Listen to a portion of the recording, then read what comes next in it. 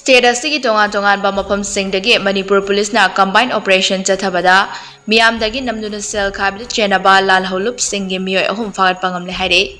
Police ki pawmagi matung inna Imphal East ki Porompat Police Station gi manung chana laiba Bamo laikai dagi KYKL gi Meeoi ma fari Hairi. Farba Meeoi adudi takhel changbam Ibohan Bisarma Elias Chauba Elias Newton Kumar chahi yankhai mari Brahmapur Mangjil Mange Makhongdagi ne Mangondagi mobile phone ama fagatle Hairi. Atopo operation amadana Manipur Police na Kakching Police Station gi manung chana laiba Kakching DSA Road area dagi KCP taibang anbagi Meeoi ma fari Hairi.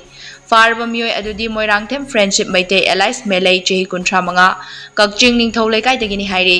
Amaromda Security Force na Imphal West ki Lamsang Police Station gi manung chana laiba Haibong Popi mamang laikai dagi KCP PSC gi atopa Meeoi amasu fagatle Hairi. Farba Meeoi adudi Thangjam Dinesh Singh Elias Monba chahi 18 Haibong Popi maning laikai dagi ni nakal amaromda Security Force na Imphal West ki Lamsang Police Station gi manung chana laiba Praja Higher Secondary School makta dagi KCP PWG gi Meeoi ama fari Hairi.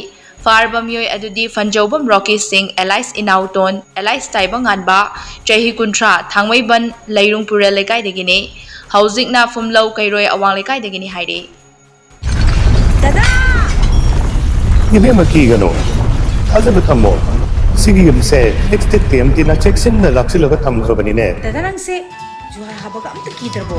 Asumna, Meeyam na Machelbo option lugum, Masigi Yumasibu, Asoyan Poka the Batagi, exit TMT na not Shelly. Exit TMT is all happening what top than of the same money. Zerman technology see in Avana, concrete the top of Tinagomatanda, the bundle of Mukhana Angle at the Exit TMT, strength is in the quick.